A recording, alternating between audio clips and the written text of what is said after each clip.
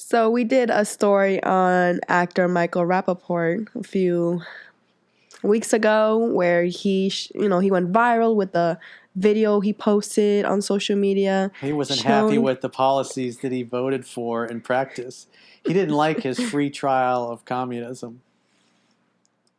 Well, after that viral video, he returned to his New York City neighborhood Rite days after filming the thief stroll out with bags of stolen goods, and he revealed how shelves were now all empty because everybody stole everything. That's what happens when you don't lock the criminals up. They're like, oh, well, I'll just keep coming back and stealing. I can sell the stuff online, make a nice living. I can see that when there's a pattern of not seeing consequences of things like this, of stealing, people would tend to do it again over again because they know they're There's no not going to get caught. consequences. If you're a criminal and you got no other way to earn a living and they keep letting you steal and they don't lock you up, you're like, well, as long as it's under $1,000, I'm good. They're smart, you'll say, in that end. Why not? I mean, they're entrepreneurs. What's mine is mine, and what's yours is mine. Mm-hmm. That's how it works in socialism. So the Rite Aid that's located in the NYC, New York City neighborhood is scheduled to close on February 15th, and staff will be out of work. So we have a store where it's convenient for a lot of people to go, maybe late at night for medicine, for snacks, will close, meaning that people will have to maybe drive to other places or take the subway even farther to go to different Rite Aids or Walgreens, and people will be out of work. So on top of that, when you have people Same out of thing work, that's going on no in money. San Francisco. This is what Michael Rapaport voted for. This is what happens when you vote for far left people that are communists, collectivists, socialists. They want everybody to be the same, and that means, hey, don't punish criminals because of equity and criminal justice reform. And so you got people that are going to steal, and if you don't lock the people up that are stealing, well, guess what? Now you're enabling their behavior. Whatever you tolerate, you invite more of. So they tolerate the stealing, and they keep doing it. So they get more of it, and now you got 63 locations closing because of all the thefts. Empty and that's shelves. what he voted for. I hope he enjoys it.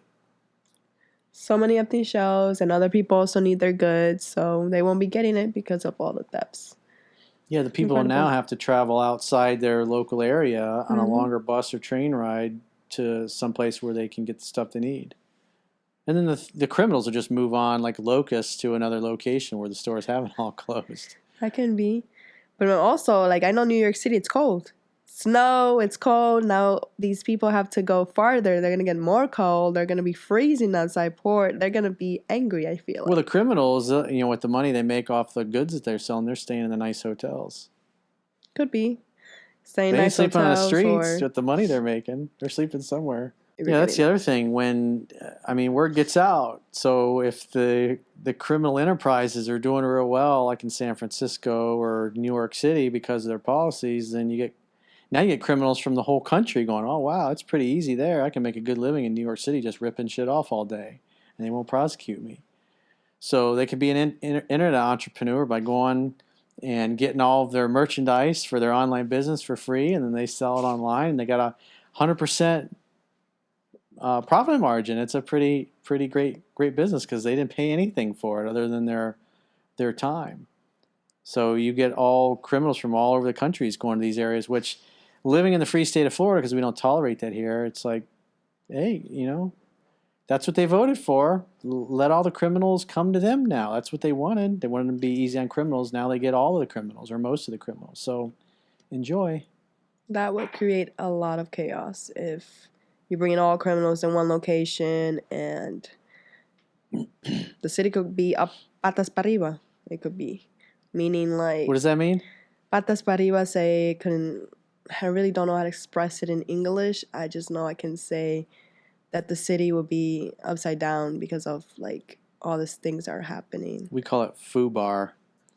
FUBAR stands for fucked up beyond all recognition. Oh, it's New York's literally becoming like Gotham City now. Yeah, the criminals took over. You don't lock them up, and so the criminals take over. That is true.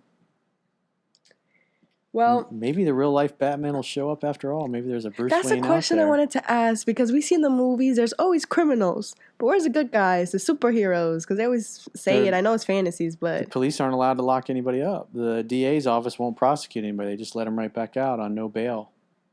So it literally costs them nothing to steal. But they should be at least, all right, maybe probation or something, or counseling. No, I don't know. No, this is all under criminal justice reform, that some of the things that George Soros is helping to finance. This is what equity and inclusion is all about. Well, going back to Rapaport. Reparations.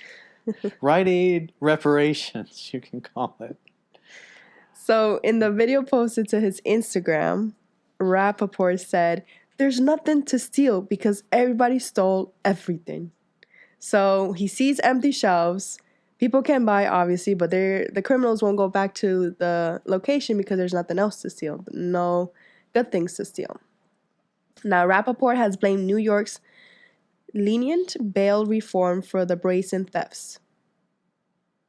I said it correctly? Yeah, they have no bail. So basically, if you get arrested, there's no bail. Just come back when your court date happens. We trust you. And then Rapaport put the blame on former Mayor Bill de Blasio, who embraced soft on crime policies such as bail reform and police budget cuts. And then, however, Rapaport said that the new Mayor Adams could right the ship. Quote, "I think Eric Adams knows what's going on. He knows how to deal with crime. I'm just hoping he lives up to our expectations," end quote. So Rapaport said he relies on that Rite Aid where he buys his mood stabilizers, and that he had many others in the community are now losing their neighborhood pharmacy, and its workers are losing their jobs because of the rampant shoplifting. So he said that several times. Well, that's what he voted for. Mayor Adams is also a lefty. And, I mean, at the end of the day, 63 things are closing, so just because Eric Adams got elected doesn't mean anything is changing.